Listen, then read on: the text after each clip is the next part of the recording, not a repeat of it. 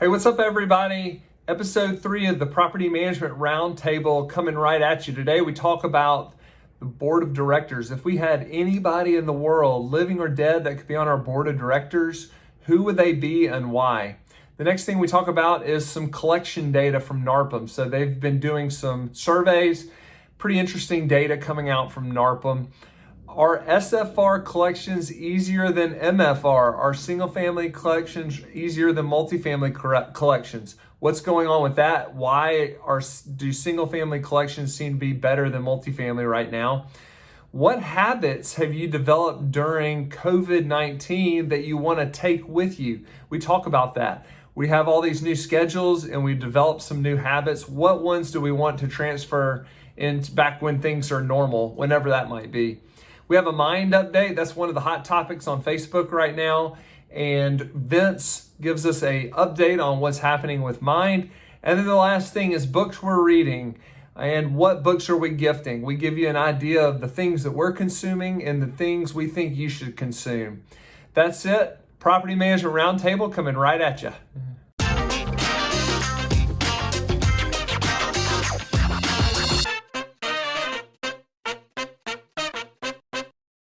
All right, welcome back to another Property Management Roundtable. I have the Wolf Pack back here for Volume 3. What's up, guys? How's everybody doing? What's up? Riding high after a great session number 2 there, guys. Yeah, way better than session number 1. Yeah, killed it. Best podcast ever. I feel like we've got a lot of ground to make up after a decent number 2.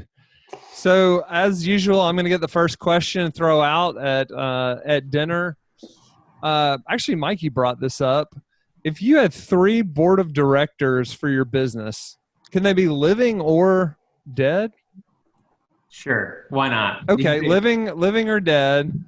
If you had 3 board of directors for your business, who would they be, Duke? Start us off.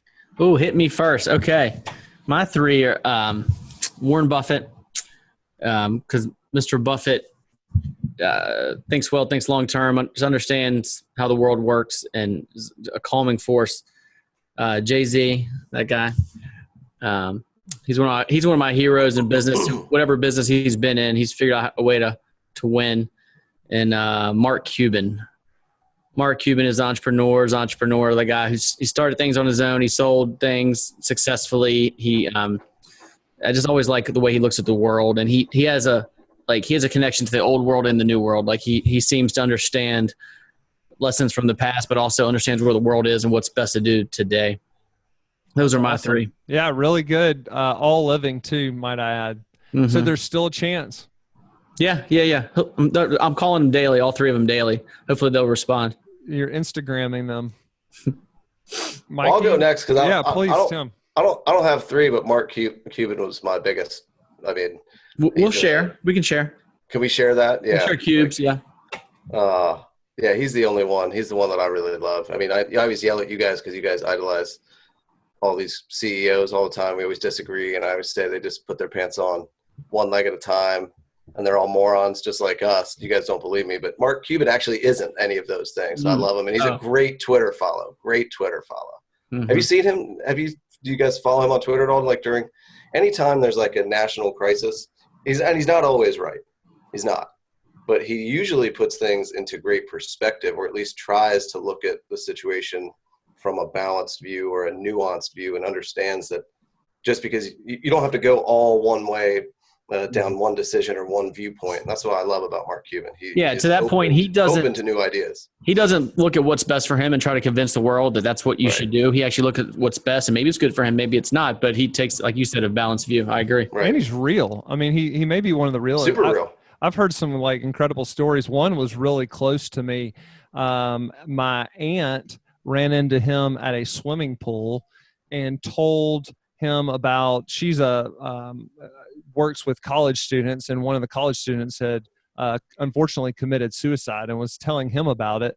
I don't know how they got on the subject, but then he donated like $50,000 to the suicide prevention fundraiser that they were working on. Like just randomly sent $50,000 to somebody he met at a swimming pool. So just an awesome guy. That's pretty cool. I will, again, while we're talking about nuance, that's like 11 cents to you and me. I mean, it's like when Michael Jordan's talking about gambling. But I'm not and he's giving like, you 11 cents if I met you at a pool. 10. Yeah, I wouldn't. Well, that's true. It's the time. That's very It's the time. I agree. I agree. Yeah. No, I agree that that's a very nice thing to do. And like I said, he's an idol of mine. All right. So you just have one, not three board Yep. of directors. You need Mark, you and Mark. And then I got you guys. In the pack. Yep. I got what you guys. about Barbara Corcoran? Matthew's trying to push new people on your team. Well, she's on Shark Tank. It's not about the Shark Tank. In fact, most of those people, although I love that Damon John's coming to NARPM in Florida, most of those people, they don't have a real big impact on my life. In fact, most of their like Twitter and social media stuff is just all about them and like self-promotion versus, again, that's why I like Cuban. He's real to me. All right, Mikey, take it away. Mikey, and why are all three of yours Elon Musk? Please tell me. Right. Yeah, he's only got one too, and it's Elon. So I've got Elon's son. I'm going to take 5 since Timmy will just loan me his 2 board of directors. Fair. Can't imagine passing up on that opportunity. I actually share Warren Buffett. I don't think anybody's got a better track record than that guy. The other thing is too, like, isn't he the master promoter of people's businesses out there in the world? So like, if Warren invests in Coca-Cola, then all of a sudden Coca-Cola like blows up, right? So if Warren's on your board of directors, he's got a big vested interest in your company succeeding. Like, he's going to promote you too. He's going to get on Ellen and talk about how Atrium Management Company is the best management company there is, and that's why he backs us. So that's why he's on the board. So Warren Buffett for sure. Vince recommended a book to me a while ago called The $1 Trillion Coach, and it talks about a guy named Bill Campbell. He's not very super well known in the tech world, but he basically coached so many of the tech billionaires in major companies out there. I think it'd be cool to have a great coach who could really help rein in and give some direction to Mr. Elon Musk, who is my 3rd board member. I don't think there are any true there are not many true visionaries left in our society today in the business world. Elon is definitely one. I saw a funny meme 2 days ago, and it was like Elon Musk in 1999 or something. He was like, I build financial companies. And it was like Elon Musk in 2020. It's like, I build whatever the F I want. I mean, to me, that is Elon. Like, the dude is just, it's insane. You could have your board meetings on Mars if you wanted to. Amen. You can do whatever you want. Literally, the sky is the limit with Elon. So I feel like that power team right there would be a great recipe for success. What was that Bill Campbell book? $1 Trillion Coach. Yeah, for those listening, he coached Eric Schmidt at Google, Steve Jobs, Ben Horowitz, like you name it, he coached them. Great book too. Vince, I know y'all have a board. Y'all have a board, but hypothetically speaking, if you didn't. Well, you guys took a lot of good folks, so I guess I could tap into all of them still, right? If the pack stays together, I get access to all of them. Yeah, so my 3, I mean, Musk was on my top 3, and for all the obvious reasons. 2 that haven't been mentioned, to honor the Last Dance. If anyone's watching that, I would invite MJ on my Michael Jordan on my board. Good one. I think he's a good coach. He's the man. And shitty GM though. I was just gonna say, because Charlotte's doing so great. Hey, well, he's looking for a new job. So, are you related to Jerry Krause, by the way? No. And then lastly, I like Richard Branson. I really respect Richard Branson. I think he's the type of guy that brings that like calm balance to any successful organization. He's very centered and introspective, and I think he's someone that would be good to have on your board. Does his original book actually still exist? Like, I tried to buy it a while back and couldn't find it. I don't know. My Virginity or whatever it was called. Yes. I don't know. Yeah, I think that is right. I couldn't find it. I went to look for it, and then like I don't know. I think he might have like second editioned it or something and changed it and Changed the name, made it a little more palatable for more people to read. I think that's what I think he's changed. And so like I think the book changed. But anyway. Yeah, it's called Like a Virgin now, I think. Yeah. If anybody has an old copy, I'd love to read the original one because I missed out on it. I haven't been able to get it. All right, so I'll go with my 3. I hope One. I hope it's a group of white guys because none of those have been mentioned yet. Oh, me. Number 1 is Brad Larson. I'm just kidding, Brad, if you're listening. But everybody knows Brad couldn't get this far on a podcast. He wouldn't. His attention wouldn't stick long enough. Now, when you tag him in the post, he's going to hang on to minute 13 or whatever we're in. Yeah. So I too, again, I hate to keep repeating some of the same guys, but it does make sense. Warren Buffett just got done reading The Buffett Way. I've read 2 or 3 books about Warren and read The Buffett Way twice, and just really, he always. I enjoy listening to investors because it helps me think more objectively, right? Like thinking in bets, and Warren obviously is the best at that. Number 2 that hadn't been mentioned is Ray Dalio. I've been quoting him a lot lately. I know Tim thinks he's a B+. I think he's an A+. This guy has written out his principles and given them to us in a book. And I've read that book no less than 5 times. I actually just got done rereading it again and then read a book about that they did a study on Bridgewater and talked about how they developed the culture. So, and he's still providing principles out there on LinkedIn and still making comments and still, I think, is the chairman of Bridgewater, which is the largest hedge fund in the world, I think. And then the last one, Duke almost mentioned him. He mentioned his partner. I would say Marc Andreessen, one of the most fun guys to listen to on a podcast is Marc Andreessen. These guys sold a business and then started Andreessen Horowitz, and they have a podcast, A16Z, I think is the podcast. But these guys are really incredible venture capitalists and very smart guys. So having them on my board would be pretty awesome stuff. Yeah. None of you guys mentioned the self-proclaimed greatest businessman of all time, Donald Trump, which worries me. If he wanted to be on my board, I'd put him on there. When we have our special guest and member of our mastermind group, Adam Wanis, he might make mention of. Oh, that would be Adam Wanis would choose Donald Trump. Yes. He would be Donald Trump 3 times to my Mark Cuban 3 times, right? Well, yeah, which makes me nervous, and that's also maybe why he's not, invited on the podcast, Mike.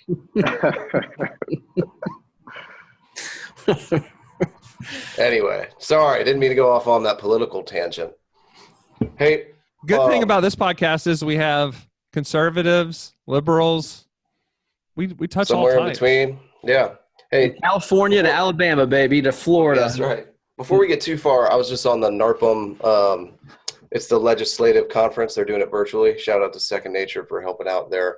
But I was in one of the breakout sessions, and there was some good data that I wanted to share with you guys and just get your reaction. I don't think it's anything that we don't really know yet, but I was just pulling up. I screenshotted it. So bear with me. This might be a little bit boring, but 80.2% of residents paid their rent May 6th, which is higher than April by 3 percentage points. So that's kind of crazy, right? And it's actually right in line with May of 2019. 95% of property managers are offering payment plans to their residents, but only 5% of renters are taking advantage of this. Lease renewals hit an all-time high in April, 58%, 57.9. I rounded up, sorry. And then new lease signings have reached 2019 levels. They said specifically, it's been funny, we've been having these conversations, Matthew, but they said the Southeast has not been impacted around the leasing piece. So as you get further into the middle of the country, or excuse me, far left of the country, and then up north where things are like completely shut down and there's a lot of people taking a lot of caution, that's the hardest hit leasing areas. But all those Republicans in Alabama are disobeying social distancing and stuff. Yeah, our leasing actually increased. Yeah, I was going to say, so it's reached. And we have less people in the hospital. 2019, yep, exactly. I'm not saying it's wrong, but anyway, but rents for those new leases are down 4.5 compared to last year. So anyway, I know it's a lot of data. Rents are down 4.5%. For new leases. Yep. So people are having their properties on their market and they're lowering the rents. Yeah. So I got a question for y'all. Why do y'all think that single family's been less affected than multifamily? When you say less affected, you mean it seems to me multifamilies had a harder time collecting rents than single family. Why has single family just been untouched? Well, I think that's skewed because most of NARPM manages Class A and B plus single families, whereas my Class A multifam is paying rent just as fast as Class A single fam. And so when our multifam numbers are down, it's mainly because of Class C and probably B minus. Do a lot of you guys manage Class C single fam? We do in Birmingham, Little Rock. I mean, our average rent's between $900 and $1,000 in both those markets, and people are paying rent. Matthew, I mean, I think it might be a little more class specific though, because like my multifam is 97.5% collected. Yeah, our tweener stuff is doing. I mean, we're getting crushed on the retail side, but our tweener stuff is pretty close to where it should be, and our large, except for again, we've got kind of a C minus property, and that's really been hit very, very hard. And then, but everything else is. Duke, I'll let you speak to our multifamily, but I think it's right on track, right? Yeah. So I guess if that's the case, Matthew, maybe the argument is a Class C single fam tenant is going to fight harder to pay rent, stay in that house than a Class C multifam, where they're more transient in nature. Multifam tenants more transient in nature than single fam tenants. I don't know. I would think it's more that. The person that rents a single family home is generally a family, whereas a person that rents multifam is generally single, more transient person. Usually. Yeah, and those are probably a lot of those are the people that have hourly jobs that just got shut down versus people who are living in homes with families, or people like all of us that probably we are impacted. However, we're still working. We're still making a little bit of money. Working remotely. I mean, I don't know a ton of my sphere of influence that's completely laid off and has no income, and most of them live in houses. I mean, I don't necessarily think it's the fighting and the willpower. I think those people probably ended up just being impacted by this more so than some of the rest of us. And I don't know that that's right, but that's my feeling. It did. The Wall Street Journal actually wrote an article that talked about, I think low income was disproportionately impacted, like maybe 30% of the low income people in America had been impacted, whereas we know that unemployment's in the 20%, 15 to 20% range. So you can tell a disproportionate number were affected. Speaking of what we're talking about, did anybody see the Wall Street Journal article that quoted a lot of the institutional home buyers that were saying that their rents are up, everything's great, and a lot of capital was flowing into like Invitation Homes and American Homes for Rent? Yeah, I saw that one, Matthew. I did not. It was really interesting. I actually sent it out. Vince, did you see this?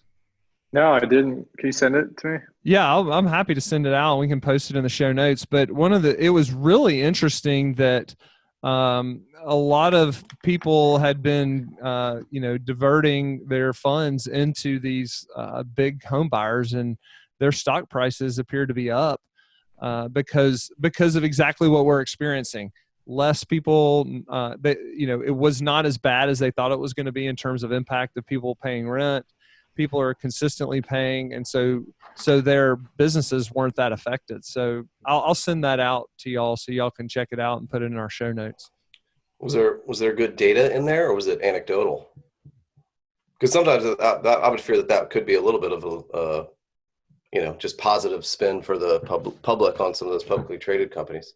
Well, usually it's negative spin, but let me see. Well, except if they're saying it, if they're being quoted, they're not going to give you, hey, we're in trouble, so our stock price goes way down. I mean, anyway, I brought great data, and I just want you guys. You wanted me to bring the data too. So Invitation Homes last week reported record occupancy, and it's roughly 80,000 homes, and better than normal on-time rent payments in May, despite the pandemic, leaving millions of Americans unemployed. Good for them. Yeah, I mean, I think that's what we're seeing, right? I mean, we continue to see not an incredible impact, and at least people are understanding that without having to be jerks about it, people are understanding rent is still due, life is still going on. And I think to a certain extent, people want that sense of normalcy, right? Like there's so many things that aren't normal right now. I think maybe could be part of it. Does it feel like it's getting closer to normal? Does it feel like it's getting closer to normal for anybody? A little. Absolutely. I mean, I feel like the restaurants, they first of all, like opening restaurants the day before Cinco de Mayo here in Florida, not the best idea.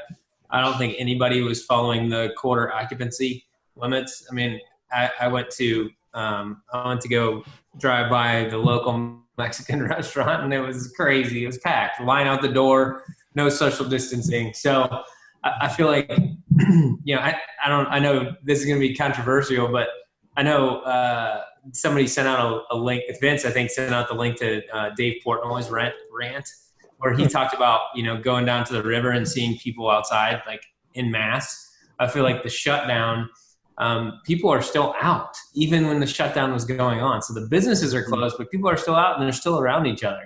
They're running. I mean, we've all been running and exercising more outdoors. So I feel it feels a lot more normal when you go out. There's no doubt about it. It's still weird. It still does feel weird. I haven't eaten in a restaurant yet. So is that a Southern thing? What's that? That it's more normal further south, kind of like Tim was talking about earlier. We had higher rents. One of the interesting things about Invitation Homes portfolio, I think they have a ton of Texas properties. And so in warmer climates, it sounds to me like it's getting it wasn't nearly as bad as what it is in California. And it's getting way closer to normal. I mean, it's 85 degrees here today. Mm-hmm. Like in our market, Virginia opened up this weekend, but Richmond did not. Richmond delayed it 2 more weeks. So that was like a last minute thing. I think some of that was political pressure. But so yeah, it feels more normal, but it's still far from normal where we are. Yeah. It feels normal for what we've been doing. Sounds like Mikey in Florida, they just are rule breakers. And so that is his new normal. And that's never gotten them in any trouble ever. Yeah. Florida's normal. It's really I'm pretty cool. sure Mr. Portnoy was talking about New York, but they don't play the game. Hey, Google your birthday and Virginia, man. They play Google your birthday and Florida, man. Yeah, I've never heard anybody make fun of Virginia people. Virginia. I never would. No, definitely not. So, it does. I was just gonna give my opinion if you care about it, Matthew. Please. But yeah, I think we've all just kind of, at least here, we've kind of filtered into what we feel like is normal. We try to grab at little things that make us feel more normal, like running or golf courses have been open in Virginia the whole time. So fortunately, I've played more golf than I ever have in my life, probably in the last 2 months. What new habit have you formed during this coronavirus thing that when we go back to normal, whenever that is one day, that you want to make sure that you don't give up? Duke? Mine's a couple. Like I started running again for 2 reasons. One, because I was bored working out at my garage, and 2, I wanted to beat you guys in this thing. So like just running and biking, I would think I'm going to do more of that. Also working from home. Like I think I mentioned this on the last one. I think I'm going to work from home 1 day a week once we get back to normal. Cause I do like the solitude. I found working, even though my wife and kids have been there, I've had more peaceful to myself time than I do in the office. And so I've caught up on a lot of things. I thought creatively. I've worked on some long-term projects. Because of that, I think I'll keep doing that. So I just would like to say I'm the leader of the Whoop today. We should start every podcast with who's number one, just so the audience knows I'm number one on the Whoop today. for the day. How about for the week and for the month? You guys want to talk about that? I think, I've seen you guys more in the last 2 months than I typically do. So this is a habit that I'd like to keep. Like, I think, the virtual, I'm doing a weekly, like on the weekend, I get together. I have 4 brothers and we all get together and do a video call. Like, that's something we never did before. So, I think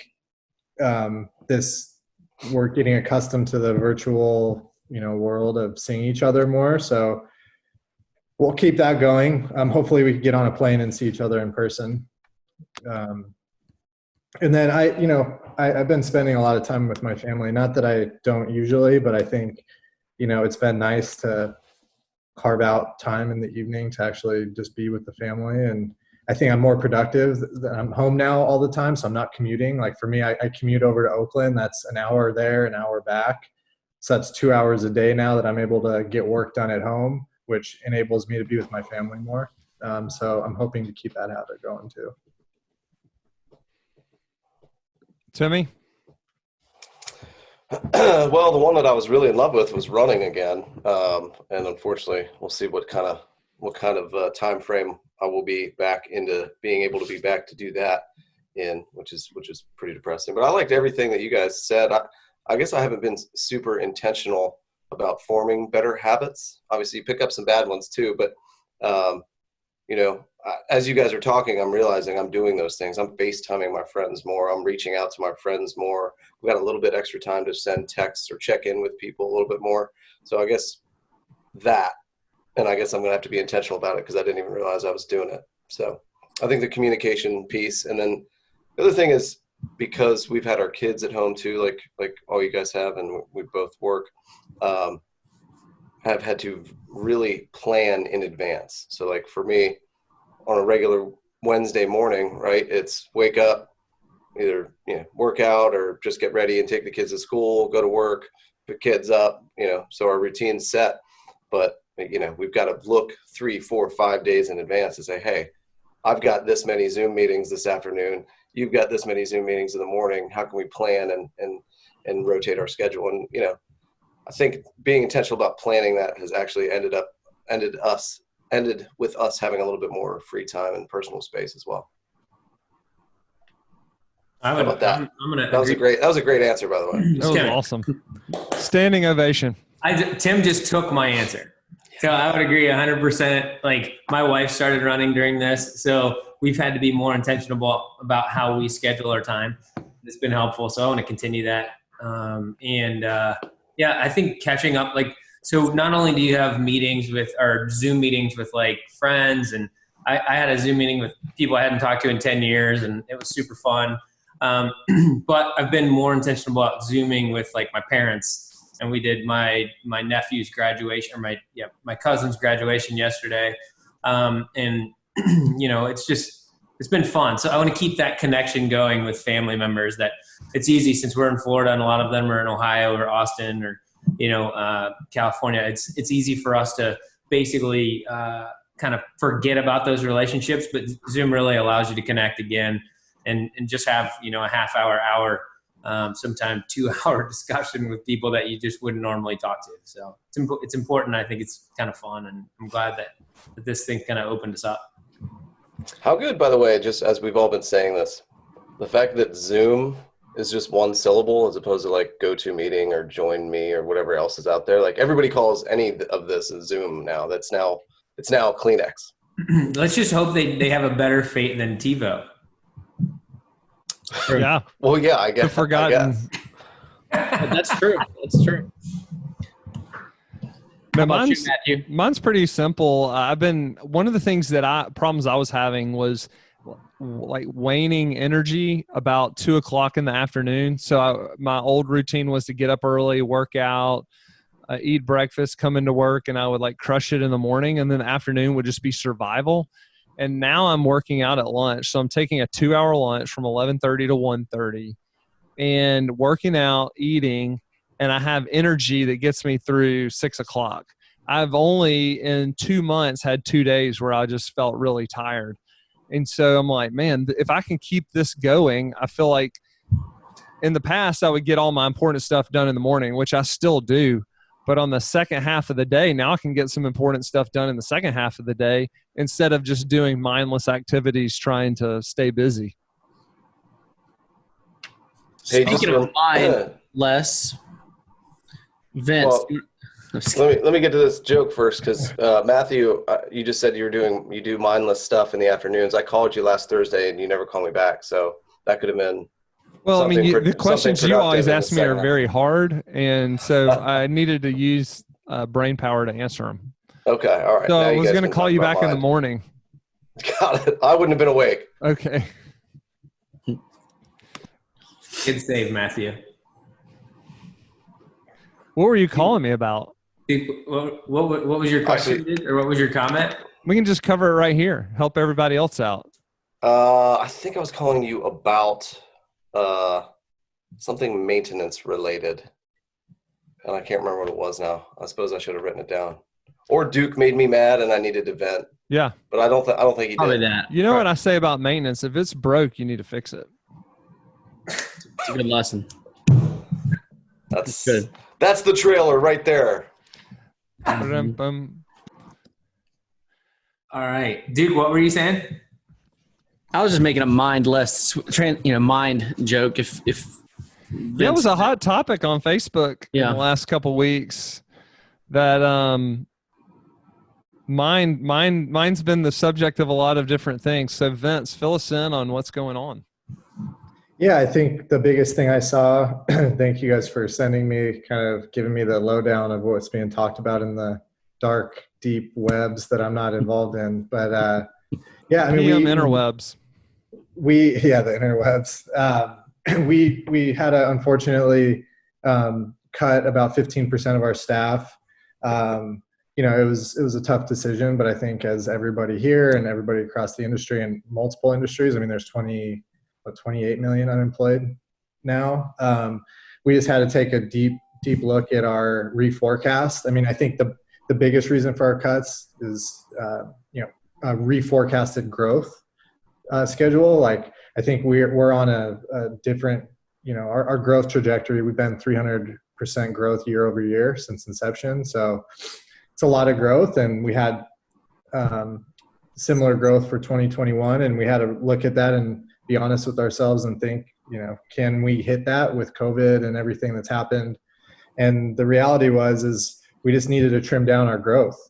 And most of the cuts, I mean, a large number of cuts were on sales and marketing, unfortunately. We still have a pretty aggressive growth schedule, but we're being a little bit more conservative in our board. And I think just the venture community in general, if you look at some of these other companies like WeWork and some of these other, headliner companies, it's really about margin. There's a hyper focus on margin right now, and not just all growth at all costs. And so for us, I think we're in a fortunate position that we've been able to stabilize. We didn't have to cut more of our staff. We still are, super excited about the future and hope that, we could potentially retain, continue to grow at the forecast that we have now projected. I think also something to note is we've grown a lot through acquisition. And with that, we've brought on a lot of folks. And I think with any hyper growth organization, you're going to overstaff sometimes, and you just have to really trim down at a certain point. So our leadership it was tough decisions. It wasn't a fun couple weeks to go through those, but we think it's in the best interest of our shareholders and for the longevity of Mynd. So, what I think is interesting, the consensus or the feeling I get in the industry is people don't want companies like Mynd to make it. And I think that's so silly given how big this industry is and how much opportunity there is for everybody. So I'd be interested for everybody's kind of take on that. Do y'all feel that? And do you feel like there's plenty of business for everyone? I think anytime you have it's like the landlord versus the tenant, right? You have this kind of like bigger company that people view a certain way, and they don't look at it as individuals. We've had the experience of getting to meet individual people and realize, oh, they're just NARPM members like us that are volunteering on, been volunteers on his NARPM board, his local NARPM board. I think Duke always has this saying, so I'll take it, but the theory of, and he's taking it from somebody else, so I'm allowed to take it, but the theory I made it up. The theory of scarcity versus the theory of abundance, right? Like, and people always want to see people fail too. I mean, I think that's just some sort of people suck mostly. I mean, that's the problem. I mean, everyone sucks. I've texted that to at least 5 people today. So I'm glad I came full circle and got to say it on the And nothing to do with this topic either. You just. It did. No, it had nothing to do with this topic. Yeah. No. Everyone sucks. And also, I mean, I think to the defense that, like, I also understand, some of the bigger players in the space that are going, in any industry, they're not always the best people either, right? So, like, there's real assholes in some industries that they put a stigma on all fast growing organizations. I think, we're all close, and you guys see that we're well intentioned. Like, our goal is to make the industry better. Like, we're trying to give back as much as we can. We're not, we're very well intentioned. But I to combat that, like, I do see there's people that just don't like the stigma of large organizations. Yeah. Humans are player haters, like, by nature. Oh, yeah. Oh, you have to mature out of that. Most humans are born in a player hater mentality, meaning, like, they don't want someone else to win because it means, like Tim said, that they have to lose. And property management for years has been a mom and pop dominated industry, and it still is for the most part. But, like, for years, those mom and pops have been using their personal relationship with clients and their personal relationship with tenants as, like, the differentiator. And that makes, there's when they hear about a Mynd, they get scared, like, oh my gosh, you're going to come put me out of business. But they should also think, hey, maybe one day I want to retire, and maybe Mynd write me a big check, right? And so, I can see both sides of the coin. Like, when I hear about a Mynd or a Home River or a group like that's growing, my first instinct is, okay, what does that mean to me? Are they going to threaten me? When you think it through, the short answer is they might one day, and they might a little, but so does everything else threatens you too. So if you continue to do a good job, you'll be fine. And I think you should be nice to the Mynds of the world, because one day they might come write you a check. Right, Vince? Well, they might do that. They might do that, but also, I mean, what can you learn from those organizations, right? Like, sure. I find it to be an interesting question because, we have similarly sized companies, except for, Whitaker and Mynd are huge, but we're all on a similar trajectory, I guess, is kind of what I'm saying. Like, and people at NARPM stuff and everywhere, they're like, oh my gosh, you have 1,600 single family units and you'd have another 500. And, like, they admire that level of growth and they want to learn from us, but then they see, like, a Mynd and they're like, whoa, no, we can't have that. Like, I don't know. I think that's kind of a weird, I can't balance that in my head. I guess because we're regional, I guess, and their Mynd's going to take over the world. Yeah, I'm not sure. You guys probably hear more of the noise than I do direct. Like, there's a lot of great, like, some folks reached out to me and just to check in. They're like, hey, a lot of companies, I think the property management industry, we've been fortunate enough that we're essential service, and like, I haven't, like, all you guys, you're hiring, right? Or you're not laying folks off. I think we're, like, to say that, to look at our organization as, the property management industry as a whole is not accurate, right? We grew faster than normal property management companies. We're also just unique in that we're building our own technology, and there's other reasons why we had to make layoffs. But I could assure you, and I've talked to some folks who have reached out, like, hey, are you guys okay? Are you failing? Like, I've never been more excited about our trajectory. Like, I think sometimes it's healthy to really look and do some reorganization. And we have some exciting news that'll be coming out, maybe in the next month or so that hopefully we can share here. And, like, I think it's good for the industry. Like, if we succeed, I think it's a testament to the opportunity for the industry. And I think you guys see that, and I hope that others can see that as well. Like, our industry is looked at like, investors are very interested about property management, and there's a reason for that. So, has anyone on the call ever gotten through an acquisition, say 3, 4, 5, 6 months down the line, and not looked at staff and how much you had on staff and whether people were the right fit and tried to make those adjustments? I mean, has there ever been an acquisition? Yeah, no, I was thinking the exact same thing. I was thinking our experiences with that is like you buy a company and you hope you keep all those people there, but in reality, some people don't work out. Maybe there's 5 people and you can do it with 4. Or I mean, there's efficiencies to be gained. Except for when we do it, it's not on the front page of the news. When a Mynd does it, it's on the front page of the property management news, at least. Yep. Yeah, my experience has been the exact same. Go ahead, Mike. Same. Exactly the same thing. Yeah, it's just hard. I mean, it's bad business if you can do it with 4 to do it with 5, right? One of the things I think is interesting about Mynd is just context. I mean, they had projected to grow at 300%. Now they've backed off that. I mean, they're still going to need a lot of people to grow whatever they've backed off to. And for context, if you're growing at 300%, you need all these extra people to keep up with that speed. And now if you say, hey, I'm only going to grow at 200% or 150%, then obviously you're not going to need as many people, but you still need a ton of people to grow that fast. We doubled in size last year, and I'll tell you, the hiring around here has just been crazy. We're actively doing some things too and trying to hire. And it's a full-time job hiring. I mean, you need people just to hire and onboard and train in this business where it's basically no matter how much technology Mynd writes, it's still a service business. You still have people that are helping provide the product to our owners. So you've got to hire great people, onboard great people, train great people, keep them trained, keep them motivated. That's just tough to do. Yeah.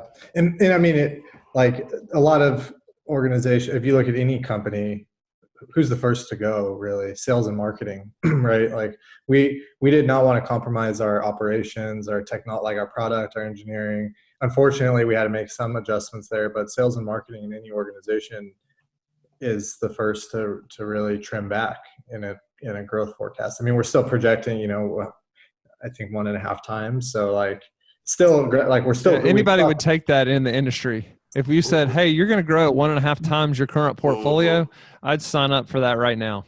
So Vince, out of curiosity, when COVID hit and you looked at future growth projections changing, was that more organic growth or acquisition growth, or was it both? It's mostly organic. So like that's my focus right now. So I've really shifted to lead all of our partnerships efforts. So both strategic partnerships, other ancillary revenue streams that we could layer on our existing portfolio. Because I think when we all think about growth, it's doors, but there's growth internally, more efficiencies, like there's products we could layer on. So we're trying to really that's how we're going to drive gross margin. So it's a combination of that and organic growth. We're still, like I think I said last podcast, we'll still buy, we will still buy opportunities. Like 2021 is calling for, a pretty significant portion of M&A. So it's still there. And this year we'd still do opportunities. It's just more focused on organic. Cool. I was kind of interested, Matthew, as you've been talking about this hiring piece, just because I think, people who are listening probably have this question too. How are you making the determination? Like, tell me the nitty gritty, make the omelet for me of when you need somebody, how many people you need, and your timeline on folks. Like, because you said you've hired 4 or 5 people in the last couple months, right? This is I think when you're out growing through acquisition, that's one of the biggest keys you have to get right. I think the fact that Vince and them have been kind of staffed heavily shows you how important it is, something we've learned. One of the things we feel like with our Denver portfolio is we lost about $600,000 in annual revenue just through lack of execution. So, I mean, that's a big number. You just think how many $60,000 to $80,000 a year team members could have easily kept that portfolio going, right? If I'd had 2 or 3 extra people. So one of the things we're very focused on is hiring out in front of these businesses. So we have a little acquisition team that's made up of 5 or 6 people that run each department in the acquisition. And so we want to make sure that we're executing at a very high level, and we want to make sure that in 2 spaces. in communication with our new residents and owners. It's so important that you get that communication right, but you want to make sure it's a consistent communication. If you have legacy team members from the old property management company communicating something different, then you lose trust immediately. And then the other thing is obviously getting the accounting right. So we have people that are assigned to communication, people that are assigned to accounting. And really Atlanta, we closed on Atlanta in October of last year, and it's been the only time that we've actually landed it and done it really well with very little attrition. So, we're super excited about actually landing one after probably doing 9 wrong. We got the 10th one fairly right. And obviously we had a lot we can improve on. But right now we're actually working on a potential acquisition, and we're hiring as fast as we can and trying to stay out ahead so that we can communicate, so that we can train up people locally to handle these new units we're going to buy, or we think we're going to buy. I think it's a good point, man. Like having an acquisition team in place to help take over and run a new portfolio or company when you're actively buying is really the only way to do it effectively. You know, when I was with a large multifamily company before, when we'd take over a property, a 300 or 400 unit property, we'd have 7 or 8 people dedicated to making sure the transition went well. There were people in accounting, there were people in IT, there were people on the site level, and there was an acquisitions team that would come in because there wasn't any, you couldn't lose, whatever it is, 25 or 30% of the portfolio. It didn't work. The deal didn't work. So there was no way to trim employees. So you just had to hit it with everything. But I think the tough thing for people to wrap their heads around, because I've been there, is how do you do that? How do you afford it? Money, yeah, right? No, it's a luxury. It's a strategic luxury. So we were, the last 6 months we've performed really well financially. And what we've done is invested out ahead. So we're hiring people with the idea we're going to close on this deal. But I mean, our margins were cut in half last month because we have these additional people on our payroll, and we're still actively hiring. So you almost have to make a strategic bet to do it. And it's a little nerve-wracking because you're creating some margin, you've got good things going, but for a company, even, as small as ours is, to have 5 extra people on payroll that are free enough that they can devote 80 to 100% of their time on an acquisition is pretty expensive, because it's not like these aren't, $10 an hour people. I mean, they're, somebody's running the property accounting, and y'all know how hard it is to convert property management softwares, how hard it is to communicate with owners who aren't confused. You've got to have some of your best people on this, and so you've got to pay them really well. So it is definitely an investment. I'm surprised you don't have a metric around it. This is when we hire at this point, this many either revenue dollars or incoming doors in the pipeline or anything like that. The thing I've found with acquisitions, and I'd be curious about Vince's, is you don't see them coming very far off. I mean, you've got a bunch of people in your pipeline and you're talking to a bunch of people. And then to me, there's some sort of something that gets them across the finish line to want to sell. And generally you have 30 to 60 days to get ramped up to buy that business. Vince, has that been your experience? Yeah, I mean, that's also part of why we we do a staggered onboarding schedule. So in our agreements, we ask the principals to operate their business as is for a certain amount of time. And so that kind of allows us to better forecast our onboardings. So if we know we have an onboarding every month, we're able to staff up accordingly. But I think also, to Matthew's point, sometimes you don't know about it until you get in it. So in the first 30 days after we close, we have a pretty good idea.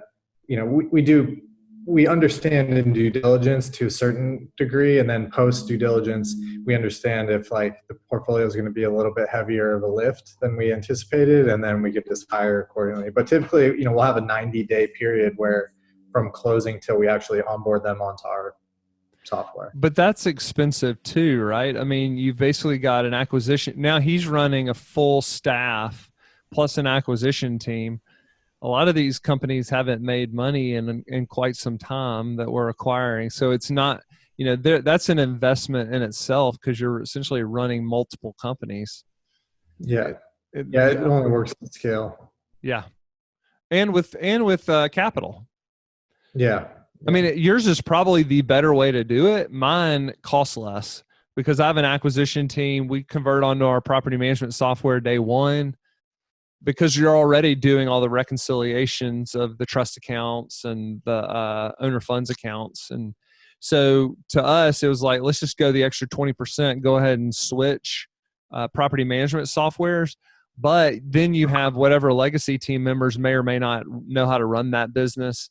And you've got to retrain the legacy team members. So it's a process you have to go through. And if you're lucky, you get done with it in 60 to 90 days.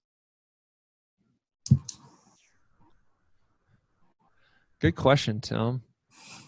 Wheels are always churning. I know I'm looked at as the comedic relief on the podcast, but really when you get down to it, I've got a lot of content and a lot of just insightful You're questions. pretty deep, Tim, once the onions get peeled back. Sometimes I can be. Please don't tell anybody other than the 150 people who are going to watch this. Mikey's been really quiet. All y'all have been quiet today. I'm having to suck information out of you. Maybe we ought to do these on Tuesday when y'all aren't hungover. Hungover? I didn't drink this weekend. I can't. Why not? Maybe that's the problem, Mikey. It's the steroids, dude. Can't. Oh, really? Yeah. Well, we're beating around the bush. Why don't you tell what happened? Why don't you say what happened? I overextended myself in a strength exercise workout, and I can't run right now. My hip is bothering me. That was a very segue, though. Congratulations to Team 4. Team 4 took home the victory in the PM Health 10K this weekend. Dee Dee, Sarah, Thad, Janet, Bob Abbott, Alexander Hurlman, Lindsay Blackburn, Jamie Rosen, Bart Sturzel. Great job, Team 4. Wow. Wait, did they use your time? Yeah, they used my time. Is that why they had an asterisk by their number one? No. I actually anticipated this conversation. Even if you take me out of the equation, we still won. Well, you guys were stacked. Hey, I didn't say we were stacked. Our team just stepped up. I mean, we had right. What was the game? Well, yeah, what was the competition? It was a 10K. Total time? Yeah, it was like only 9 counted or something. I couldn't follow. Yeah, so it was ranked just like a regular. They just confused you with the directions, Tim. So you don't really even know if you won or not. I know we didn't, based on the numbers that were posted out there. Yeah. No, it was ranked just like a normal cross country race. So all the runners were ranked against each other, and then your team's total score was taken, and whichever team had the lowest score won. Team 4. Hey, my team didn't do too badly. Excuse me, Mom. Caught myself there. Grammar police, but yeah, I was surprised. I leveraged Krause's ability to post his last training run to then be able to post my last 10K training run. So I also can't run right now. Got a knee and a foot issue, but they also counted mine as well. So I got like Trent Ratliff, who's a tremendous runner, texted me. He's like, "Great time, man." I was like, "Yeah, that was a couple weeks ago. I haven't run in 2 weeks." So I didn't actually say that. I just let him think that I ran it yesterday or Saturday, I guess. I'm just curious, Mikey, how many of the devices that you wear were telling you that you were overtraining? None. Garmin wasn't. Whoop was. No, the Whoop was, but it's the one's right. Whoop never lies. The one that's designed to tell you if you're overextending yourself was telling you you're overextending yourself. Right? It didn't tell me in that set, hey, you got too much weight on your shoulders. Right. Maybe if you had just slept more, you'd been fine. That's it. It was definitely it. That was definitely it. So I do think it's cool how that PM Health Group and Peter Hernandez with Citizens Home Solutions has really kind of gotten everybody together. Over 64 people got out this weekend and ran a 10K. That's awesome. They have done a great job with that. I know Spencer here is a member of that. I'm on the Facebook group. On the Facebook. Yeah. I'll reveal something. When it first started, I hated it. I thought it was like self-aggrandizing, and I would eat chips every night and like scroll through all the comments, like just purposefully trying to get fatter and not working out. And then all of a sudden it like something clicked, and I was like, you know what, this is actually good for the world, and it's good for, I see all these people making improvements in their lives, and I'm going to accept it for what, it should be, what the real, reason is. And I'm down. I'm into it.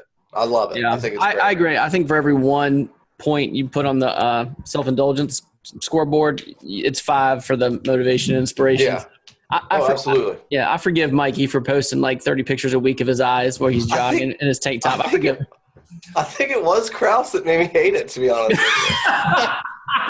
What I didn't understand. And it was always like the down angle too. Like he was trying, like just take an ugly selfie. So let's address this now. So when you post like a time or post or something, like, why can't you just post it without the picture of yourself? Like, what is there science behind it? So for me, it's just like, I remember back in the day, like I just want to see pictures of people. Like if that's why Instagram works, is it's just pictures. You don't have to read about some long post, right? Right. So that was it. Like people scrolling through their feed want to see a picture, not necessarily. Yeah, but that's not the question. The question was, why can't you just post a picture of the run without the picture of yourself? I mean, I just think I agree. I still think people want to see you. Like that's I remember. So before I had kids, I used to say, why do people post pictures of their kids all the time? Right? Like I want to see a picture of you. Like I wanted to see them. Like now I have no issue with it. I think it's similar, but I still think people want to see, like when I see somebody's post in PM Health without a picture of themselves, like I'm like, it's just a run. If I see them doing it or them actively in it, it just means more. So, but to kind of go back to echo both of your thoughts too, Duke and Tim, today in our leadership team meeting, Maddie, who's on our team, said, for a long time she was just kind of watching, and then like and at first she thought the same thing, like, oh, this is so annoying. All these people are so fit. Of course they work out. She's like, and then she started seeing like people get on there who work 6 days a week or have 5 kids, and they're doing it, and it started to take her excuses away. And eventually she was like, well, I'll just do 1 day a week, or I'll just do 1 hour a week. And then now she's like dropped all this weight. She's going to the gym 3 or 4 times a week. She's running. So it's kind of cool to see that power. So we're trying to do it across it's all the board. positive energy too. Like that's the beauty of it. Whether you're 80 pounds or 300 pounds, you're posting stuff. Everybody's there supporting you, encouraging you. And that is science, right? That's positive energy is a good thing. And it'll help a lot of people get better at something for sure. It seems there's a wearable. I see the same type of run. What is the wearable in the app that everybody uses for that? Garmin posts to Strava, and Strava is kind of what we see all the runs. Gotcha. Most of them. Yeah. A lot of them are Strava. It's just, the data is just cool. I mean, you love the data. That's the biggest thing, is like when you look at it, you can really see where you rank versus your last run. Right. So I have a certain run that when I'm running 7 miles, I just go out and I run 7 miles, I run 3.5 and I come back. Now it'll match it up against all your previous runs of that exact same one afterwards. And it'll say you're trending faster, and there's a couple of different metrics that it tracks that it's just fun to watch. Like VO2 max is another one that, it's Tim's favorite. That's Tim's favorite. So anyway, long story short, like just like we watch on the Whoop, it's like these stats and these metrics they allow you to watch and see you getting better.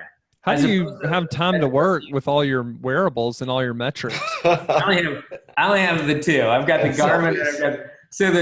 I met the CFO at one of the CFO for Progress Residential at IMN, and he's the one who inspired this. He had on an Apple Watch and a Garmin. I was like, I like that. Why not? You need to send him a Whoop and invite him to the pack. To get him a Whoop, and he'll have a whole arm sleeve. It'll look like tattoos, but it'll just be like. I asked him to run with me because I was like, oh, you're a runner. He's like, I run alone. I was like, tomorrow we could run. He's like, no, I run alone. Have you heard of people who run without like music or books or anything? Those people are psychos. Yeah. Those people murder people. They kill people and wear their skin in their basement. Like, yeah. Absolutely. Let's record this a year from now. Tim's going to be running to just enjoy by myself. Well, honestly, I was gonna try it. A couple weeks ago, and then I woke up my knee and I couldn't even walk down the stairs. So, and hey, in typical Tim form, I'm completely rebelling against the VO2 Max and the Garmin and the Stravna or whatever it is. Yeah. So for those For of you now. listening, you can also. It's for now. I'm gonna do it eventually. Yeah, but. I just do Runkeeper. Runkeeper is pretty. It's free. It's pretty good. It connects right to your Spotify. It's DOS though, right? Like DOS. I think it's. Oh yeah, dude. It's like super old school. Analog? It's like. Oh yeah, you gotta start it up. You gotta fire it up about 10 minutes before the run starts. But no, it's pretty. It doesn't get into like. I'm not quite there yet. I'm not to Mike's level. So in reality, I'm not really rebelling. I'm just embarrassed that I'm not that far. But It doesn't. It just sends some super- random notifications like you need to run today. Yeah, but not right. no data. Your VO It just sends you Right. like predetermined text sport. messages. Hey, sport, you should run today. And it does. I don't do this. I don't post it in the PM Health group, but it does create like a nice, beautiful screenshot of the track you ran or whatever you ran on and your time and all that stuff. I just don't. One day I'll post it in the PM Health, I guess. All right, guys, let's finish this up with what we're reading. Vince, tell us what you're reading. Can I add something to that this week? Can I add something to it? Sure. What is the most gifted book you've ever given? Like, which book is the one that you've given out the most? Okay, Vince, what are you reading, and what's the most gifted book? Jeez. Well, I'm still reading the same book I was reading last podcast. Yeah. Embarrassingly. But I'm also listening to the David Goggins book again right now. So that's a really good one to listen to. I've listened to it. Can't Hurt Me 3 times, but I just I like to listen to that one, and I'm still reading the same book as last time. Gifted, you'll have to come back to me on that. I was giving out Millionaire Next Door a lot. That was like 5 years ago. I haven't given a lot of books recently, so now I feel like kind of an ass, Michael. I think who gave you that book that inspired you to read David Goggins? Oh, that was you. That's right. He didn't remember because you didn't send a picture of yourself with it, so he didn't. It was just a book, so that's why audiobooks work. Funny how memory works. It didn't even store in his brain. I'm going to start putting selfies in my books I give out. But the funniest book about Goggins is not his own book, but Itzler's book where he with the seal. Technically, that's the one I gave him. I sent you guys Living with a Seal. Yeah, that's right. Yeah. I laughed more out loud, just random out loud laughing. That I never do that on a book, and that one I literally laughed out loud 3 or 4 times. I laugh at like David 3 Goggins. days. Every one of David Goggins. You all will be receiving a book in the next month. I just got to find one that you haven't read, which it's kind of hard. I think we got to figure out how to get our whoops transferred to our own credit cards. Yeah. Oh yeah. Our 6 months is up. That's an awkward topic now, Matthew. I'll segue and I'll go. The most gifted book I've ever had is that Jesse Itzler book, Living with a Seal.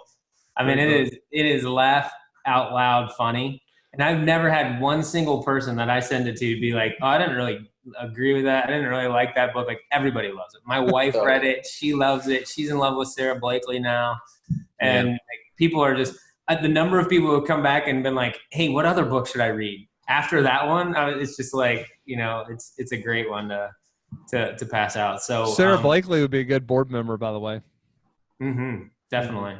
And my wife, she's on a mission now to meet her. Like, she wants to Jesse Itzler her. Like, "Hey, Sarah, can we be friends?" Come live with me for a month, Sarah. Yeah. So hey, you never know. I've read a book now twice called "The Obstacle Is the Why" by Ryan Holiday. I don't know who recommended this to me. It was none of you guys, was it? Is it the why or the way? Sorry. The Obstacle Is the Way. Yeah. You're confusing that with Alex's new company, How Why. No. Oh. No. The Obstacle Is the Way. Yeah. Gotcha. One of you guys that recommended this to me? It wasn't me. Yeah, I think Vince did. Yeah, it was me. It was a good book, really good book. Tim Ferriss kind of produced it, I guess, or something. Is that what it is? Yeah, the audiobook he did. And there's a really cool podcast at the end of it with the both of them. It's kind of inspired me to look a little more into, that kind of thinking, but I downloaded Titan, afterwards, and downloaded Marcus's book, whatever that's called. The Stoicism. Yeah. Way So very, very good book. And I thought kind of fitting with what we're going through with COVID-19, because it's all about how you handle yourself in adversity. Good book. Awesome. I will go. And obviously I knew this was coming, and I was thinking that I might make up that I was reading a different book than last time, but then I decided to come full clean and say, I actually did no reading last week, like none. Obviously. How dare you? How dare you? Articles on, like articles on Twitter and stuff, and it's not like I was not taking in information or trying to improve myself, but it got to like midweek, and I was like, man, you haven't read any of your books or anything, and I kind of felt bad, and I was like, let's just try it out and see if I'm any different the following week, and I kind of feel the same as I did before, as when I was reading a lot. So I just fewer wrinkles in my brain or something, but I am going to get back to reading. I like the which book have you gifted the most, but as per usual, I'll go a different direction and not name a business book. 2 books. One can have a big impact on your business, but that's the Esquire Handbook of Style. I used to give that out to all. You gave it to me. I give it to Duke. I gave that to people who graduating college, like friends that were having big life events where you're starting to come of age. It's actually tremendous. What does it do? Yeah. It's literally, so it's a black book about that big, and it literally goes through trousers, shirts, jackets, suits, shoes, like teaches you how to pack for a trip, talks to you about money and life. Like, it's kind of a business book, but it's really just more of about a life book. It's there's a lot of pictures, so Mike would like it a lot. It's on my nightstand, buddy. Hey, you have yours, right? Did you guys actually read the book on the style part, or was that just No, that's funny though. That's funny.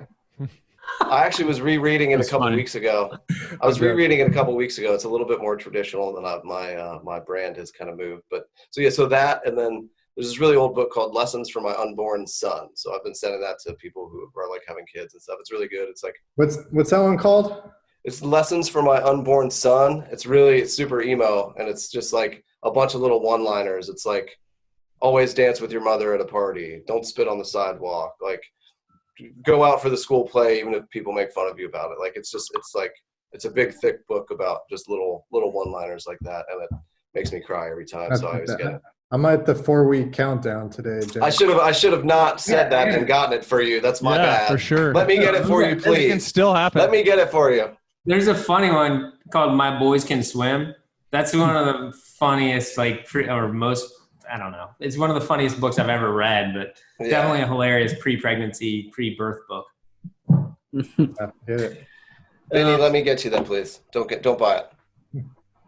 You got it. You heard that, Vinny? The book, I just finished The Servant. It's about servant leadership by Jim Hunter, and reading now The One Thing.